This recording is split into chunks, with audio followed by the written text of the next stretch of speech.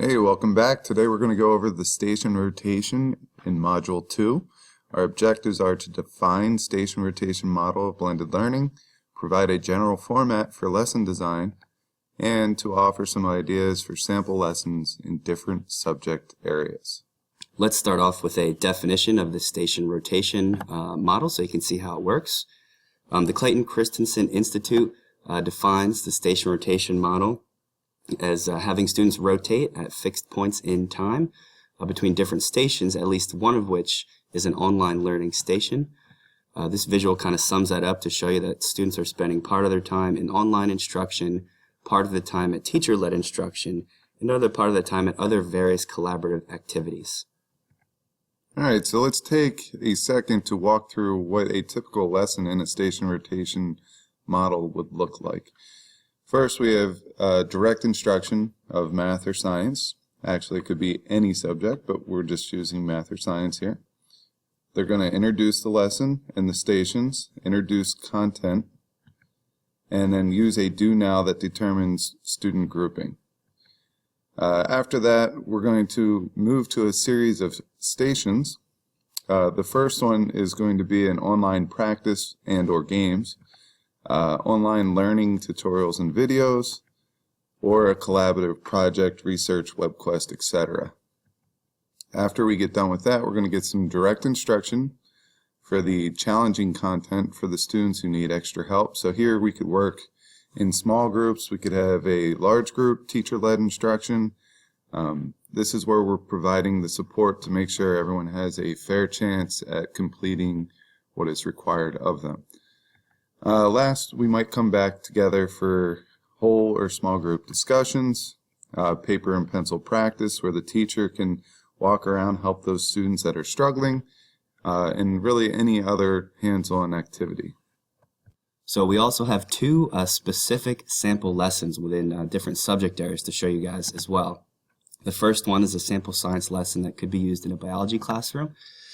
This lesson would start off where the teacher introduces the concept of macromolecules. These are big, giant molecules with some direct instruction, just like you would typically start a normal lesson.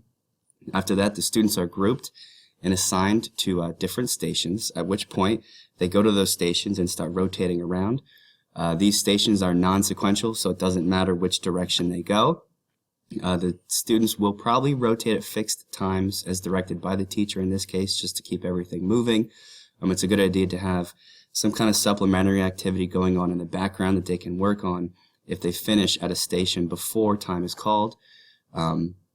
Also, to make it even more blended at each station, the students have to complete an on-course assignment. That's a way for the teacher to monitor their progress at each station to make sure that they're acquiring the knowledge and skills that they're supposed to. Some final notes is that this lesson concludes with an online formative assessment that the students complete on their Chromebooks, and again the teacher can use to see what they got out of the activity if it was successful. The teacher can also monitor their progress during the course of these stations by circulating one-on-one face-to-face interaction.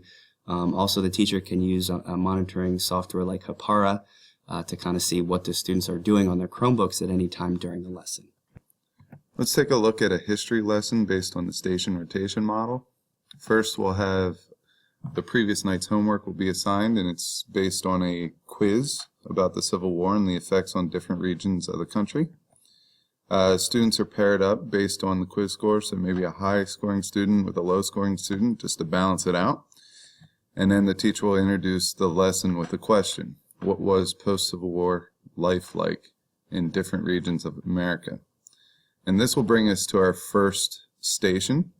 And this is a photo album where students will examine a photo album depicting life in the post-war South as they answer guided questions. So they're looking at the pictures, answering these guided questions.